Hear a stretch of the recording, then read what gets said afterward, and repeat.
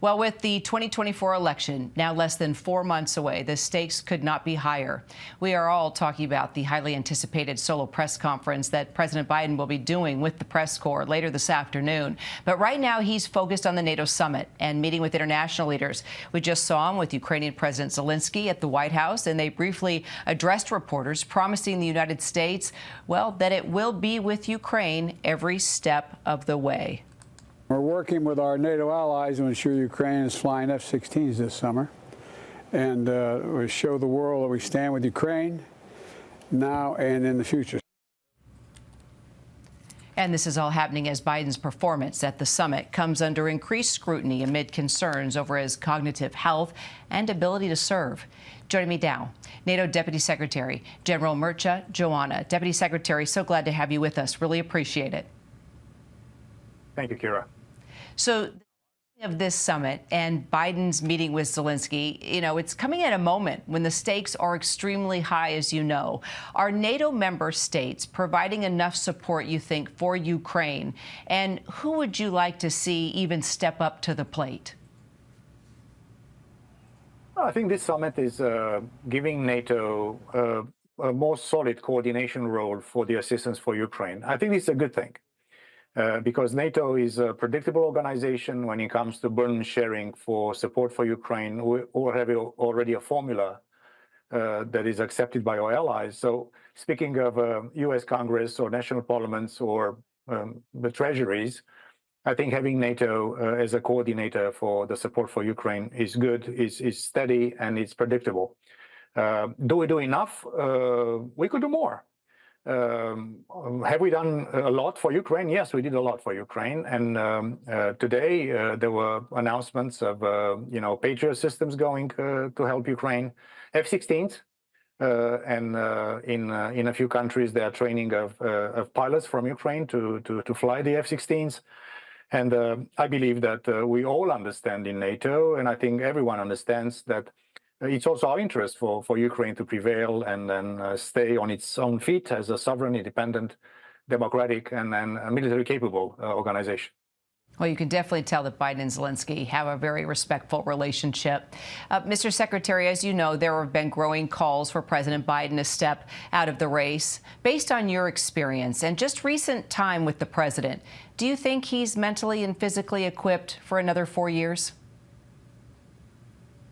Listen, I was a very young Romanian ambassador in Washington in 1996 to 2000. So I worked with now President Biden for many, many decades. So, it's your conversation. It's not us in NATO to interject in this thing. But at least what I've seen at the Mellon Auditorium, what we've seen in his interventions at 2 sessions of the NATO summit, we have not seen any other else than steady American leadership for the greatest alliance in human history. And of course, we all follow the conversation here. There will have elections in France. Then we have the new British Prime Minister. It's up to the American people to decide the leader they want to choose. But in terms of the steady leadership of America, traditionally and during this administration, this has been really very solid. And that's something we are very grateful for. So the future of NATO is at stake in this election. We all know President Biden and former President Trump have completely different outlooks when it comes to the alliance. I just want to take a listen to what Trump said about NATO at an event this past week and get your response, sir. I didn't even know what the hell NATO was too much before, but it didn't take me long to figure it out, like about 2 minutes. And the first thing I figured out was they weren't paying. We were paying almost fully for NATO. They said, sir, may I ask you a question? If we don't pay our bills, will you protect us from Russia? I said, you mean you're delinquent? They said, yes, we're delinquent. Let's say we're delinquent. Would you protect us? I said, no, I will not protect you from Russia. Mr. Secretary, Donald Trump has even been out there threatening to withdraw the U.S. from NATO, not just throwing NATO under the bus, but making that threat. Do you really think that that could happen? And I would love your honest reaction to what he just said. Listen, we worked with President Trump for 4 years in his term. And I remember that the first summit in NATO in 2018 was very rocky, very, if you want similar kind of statements. But if I was, and we are watching, let's say, the State of the Union address, the last one of President Trump, he was praising NATO and he was praising this transatlantic bond. In terms of money, we also bring very good news to the American taxpayers in the end. It's not only for American politicians, that now we have 23 allies that's spending more than 2% for GDP. In the last 10 years, we have added $660 billion US for defense. More than 70% of the equipment we purchase with that fresh money is coming from American manufacturers. We are helping creating jobs in America. And then if we see Russia and China and Iran and North Korea ganging up against our interest and America's interest, you can wonder why, what would be best for America than to keep its wonderful network of alliances in Europe and around the world. So if I talk to Republicans and Democrats, to journalists and to average Americans, we have lots of friends. My daughter is married in America. I think there is a growing realization that one of the major strengths of America, other than your own ingenuity and the dynamism of your nation, that you have so many friends and allies.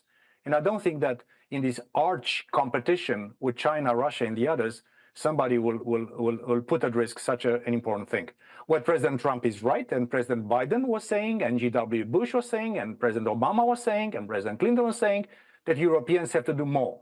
It was unfair for the American taxpayer and for the military to cover the security for Europe. Things are changing. We are maturing, we are changing, we are investing more, and we're becoming far more solid. So if you look at the world today, what do you prefer?